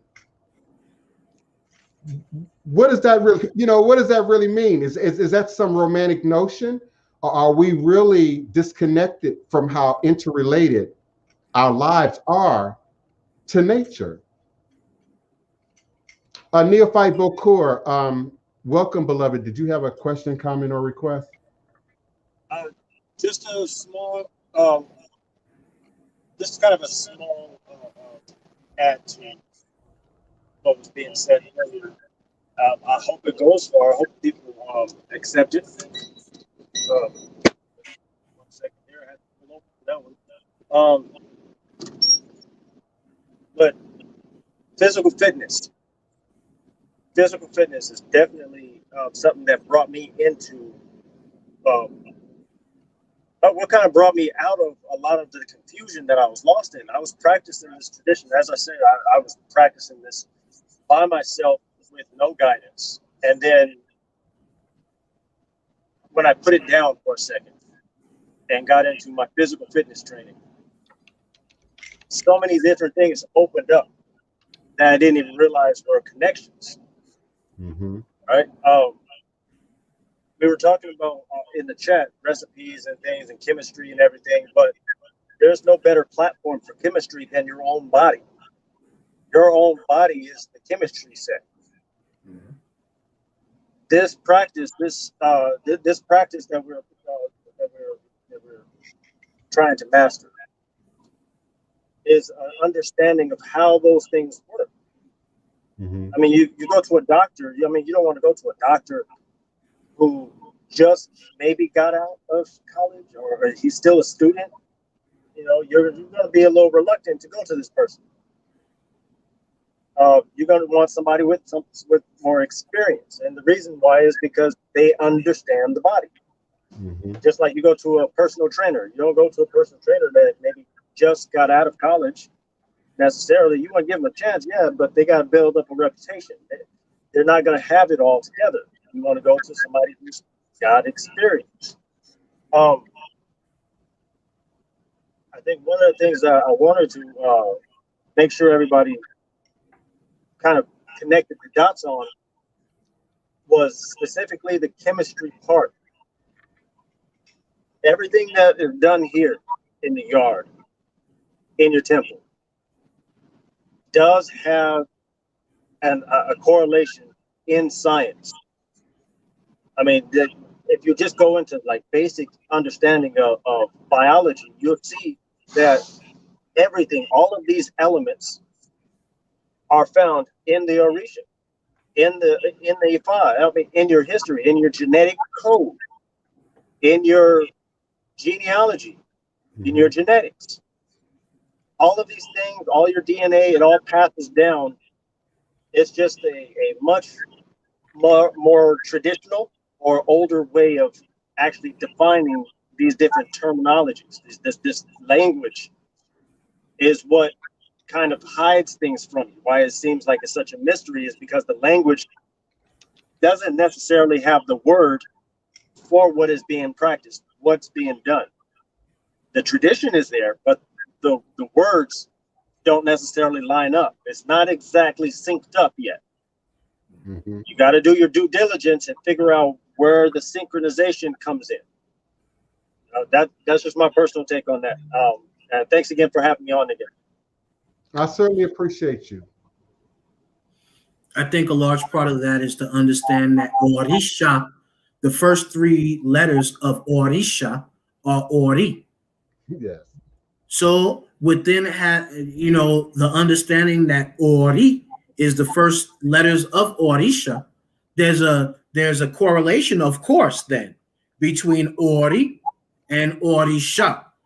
The Orisha are manifested already in you.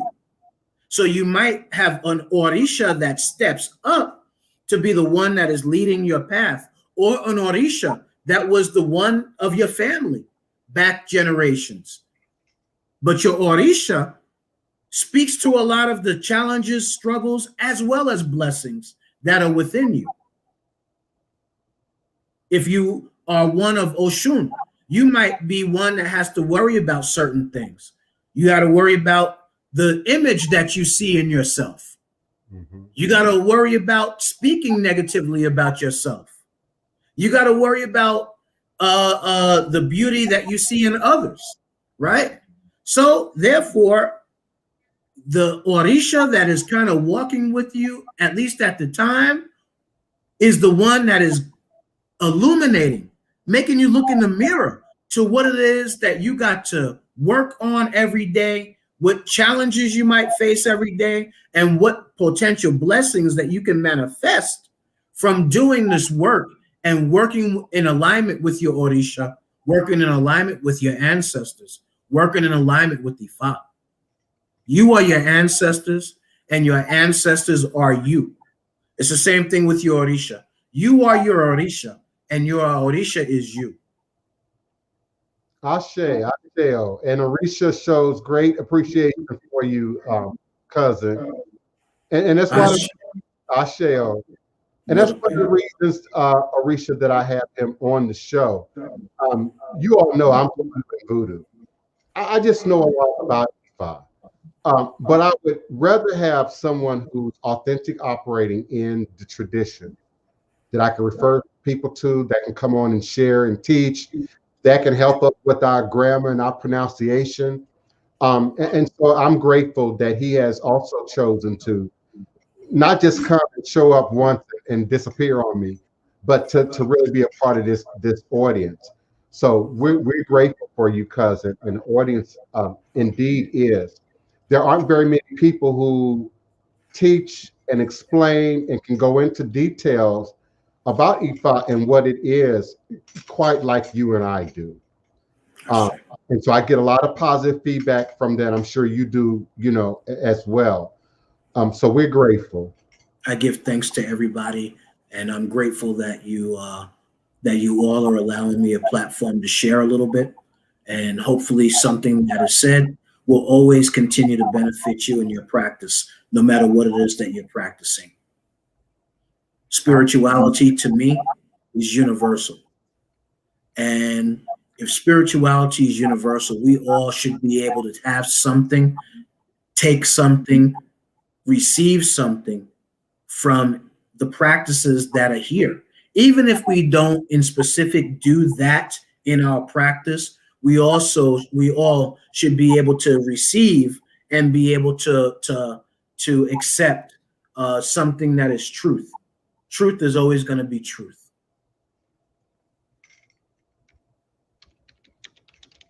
So, you know, I pray that each one of you continue on your journey, continue on your path, continue practicing whatever tradition you choose to practice.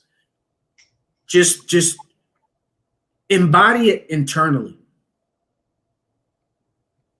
You don't hear me speak a lot of verses and such.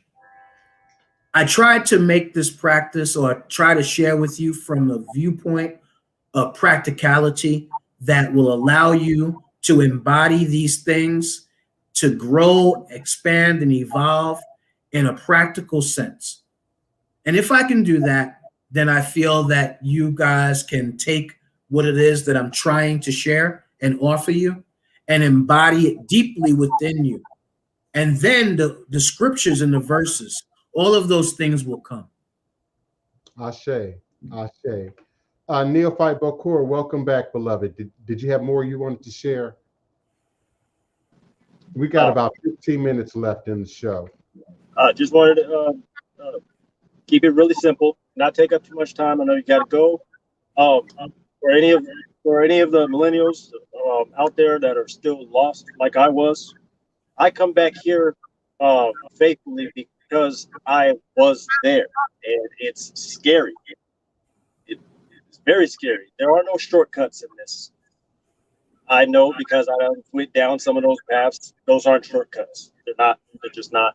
Trust me. They're more like pitfalls and traps.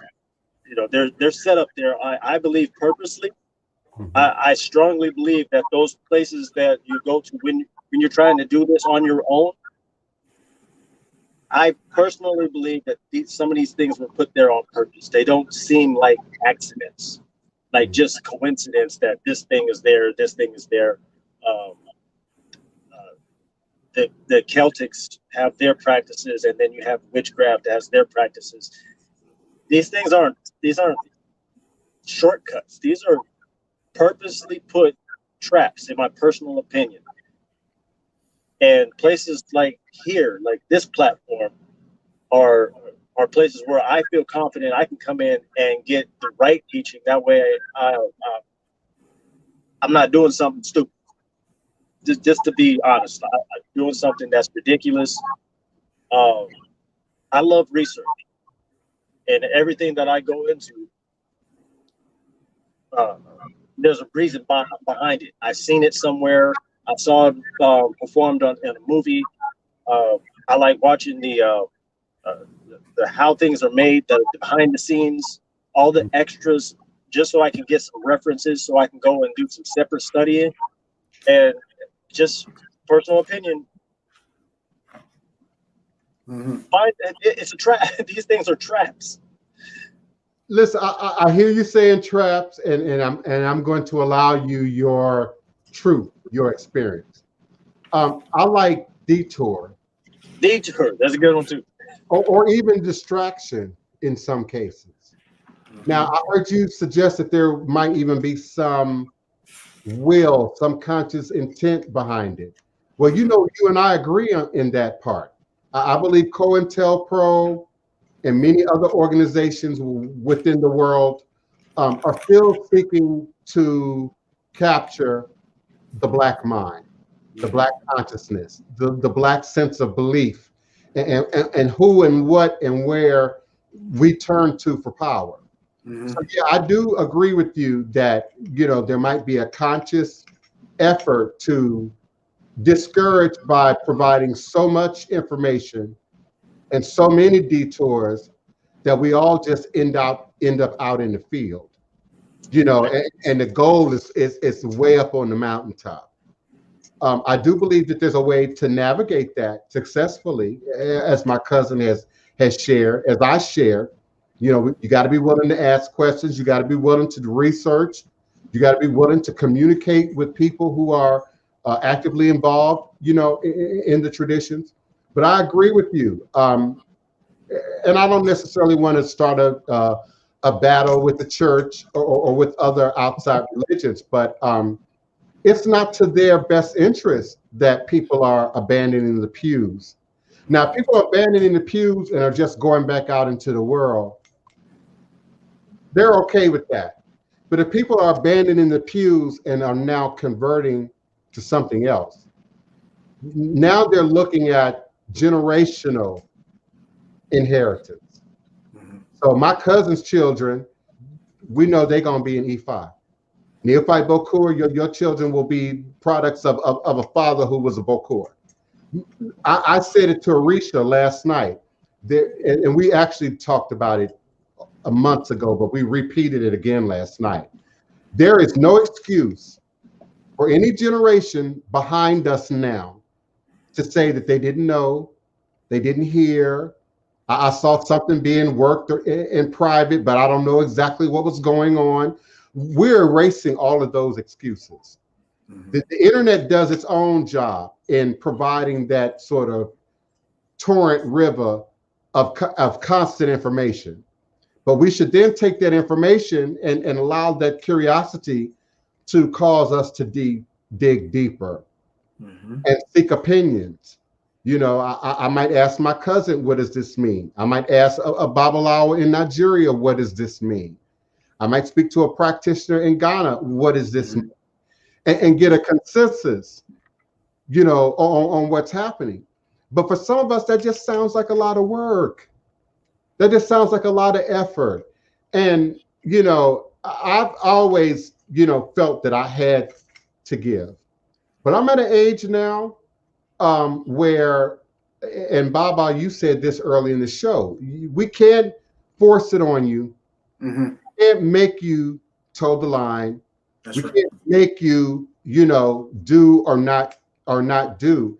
And there has to come a point when our elders, our teachers, our leaders have to stand back and allow you to walk in your journey.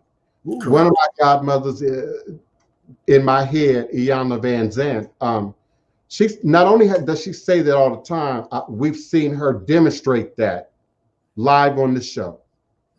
She's had a guest that just wasn't, the little girl who was stolen from her mother at birth, that child wasn't having it.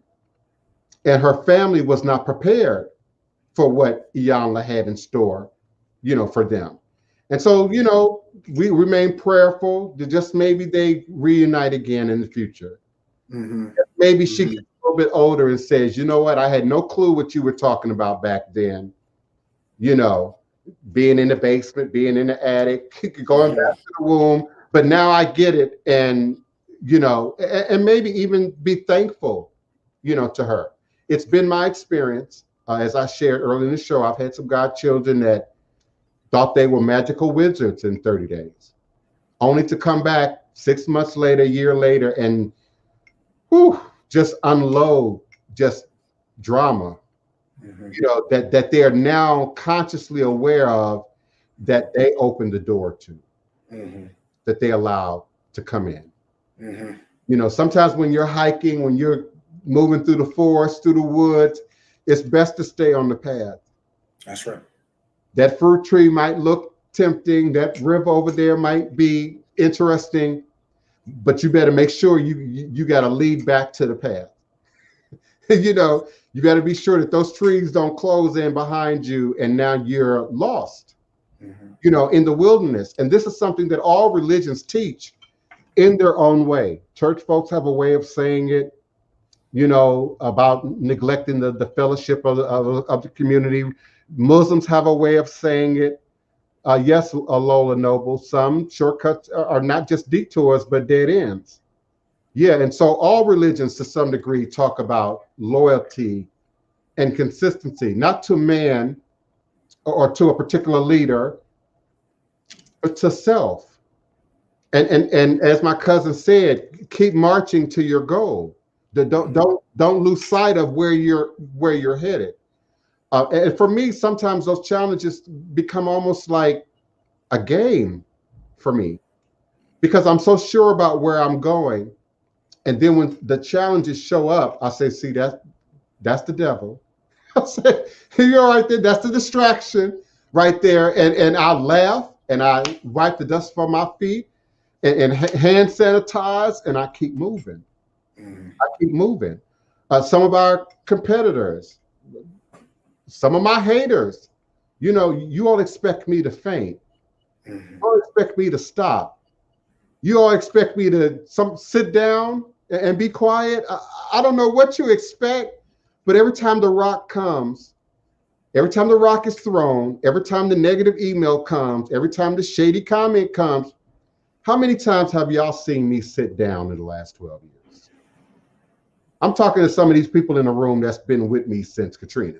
How many times you seen me sit down? And 30 days, something else is happening. I'm coming out of another production. So we're not loving ourselves enough sometimes, I think, to be patient. We aren't loving ourselves enough sometimes to say, let me just sit down, be quiet, and just pay attention to what's going on. And see if I can't figure out what these people is doing in this room. Well, why am I sitting on this mat, and what's all this activity that's going on? We expect to, and this is a Western trait, we expect to all be highly educated. The truth is we aren't. Not all of us. It's some degree folks in the room. It's some self-educated folk in the room. But Americans, we ain't the brightest group in the global scale of things. That Nigerian memory never ceases to amaze me. The ability of what these Arabas and Babalaos are able to memorize. We don't have to memorize because we got devices and we got backup and we got help and we have all these aids, So I think it's really about loving yourself. I love myself enough to go through. I love myself enough to stay here and get what I need. I love myself long enough to figure out what it is that I'm not getting, what it is that I'm not seeing here that's being expressed to me. It's really about love. It's not about being challenged. It's not about, trying to sort of judge and be critical about your beliefs or what you believe or what you understand. But there has to come a place where we love ourselves enough to get what we need, to be quiet enough. And I say to be quiet because you can't hear and talk at the same time. You can't hear and then tell me what it should be at the same time. And sometimes I get that in a consultation. Too quick to interrupt. I ain't even got to the period of my statement yet. And that's because we're narrow-minded in onto one thing. And often that one thing is some external demonstration, some external response. So we got to love ourselves enough to be patient and to really do some investigating and some research and some understanding into these traditions. Oh, wow. We got maybe 3 minutes, but if you want, cousin, speak to Osanyin. Yeah, and why he's rarely mentioned or called upon. And Dr. Sojua, if you allow me, I'm going to add to your question. Why he is rarely mentioned and called upon in the American context of what Orisha is. So you had to add to that, right? Make it harder for me. Man. All right. So Osanyin is a Orisha that, many people just don't have the knowledge of. Yes, we use Osanyin for the herbs. And so we use Osanyin when we're about to do ritual. And so we need Osanyin's blessing. We ask Osanyin's blessing for the use of the herbs, that his energy will be with the herbs to help us to do what we need with it, whether it's healing, whether it is to be added energy and power in the Omiero and stuff like that. So a lot of people really don't have a deeper wisdom and knowledge of working with Osanyin. Osanyin is one on its own, you know, he's one on its own. And so I believe, it's only my perspective, it's only my thinking, that people just don't know or have enough of the knowledge to work with Osanyin deeper. Osanyin itself, by himself, what for many of the elders, has its own divination practices. And so when you go deep, deep, deep with it, and you know who elders are that can give you readings directly from Osanyin, that's a very special, very special thing. So I think that we just have to go deeper in learning the different aspects of Osanyin. Who is he? Who is he the brother of? What's the story of Shango and Osanyin? You know, all of those things. A lot of people don't know a lot of those stories. So it's just a deeper study that people have to do in order to understand how to work with Osanyin. Ashe. And my last statement is, as many of you have heard me say, Voodoo is nature. Ifa is nature. My elders told me there isn't much you can do without Osanyin. In Voodoo, there is nothing you can do without Loco and the plants and the trees and the herbs. So I think also we don't hear about it as much as my cousin sort of suggested, because higher level individuals, people who've been in this tradition the longest, our elders, if you will, are going to have a much stronger database about that Orisha and how to work that Orisha, our formulas and recipes and spells, if you will. And so the beginner may not necessarily be that exposed to that.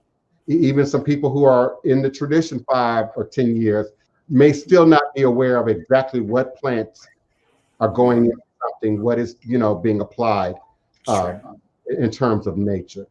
So I appreciate you all. It's been another really great show. I can't tell you how pleased I am. Of course, I'm grateful for my cousin's ability and willingness to be present here with us and share things from a more authentic Ifa perspective. And I'm grateful for that. Unless you have something else to say, beloved, I'm going to close it up. There's only one thing that I have to say. A question was asked a few weeks ago, about the difference between the Orumile and Imole. And so I want to kind of, because I did not give a full definition then, and I always want to be careful because these streams are for the world to see. Orumile, the emissaries that were sent down by Olodumare. Imole, the original bodies that were here in IleIfe, that is Imole. They are the original peoples that were there in IleIfe before anybody came in from different places to assimilate with them. That is the main difference between Orumile, sent by Olodumare down here to begin the process of developing the earth, and Imole, the original people of IleIfe, before any people came in to disseminate and to amalgamate with them. Wow, that's the best clarity I've ever heard in terms of defining those two words. Yeah, so indeed, I'm grateful. So I give thanks to each and every one of you, and I'm grateful that you guys allow me here with you all. Every week is a learning experience for myself, as I learn from different perspectives and thoughts from my cousin, from Denise and others.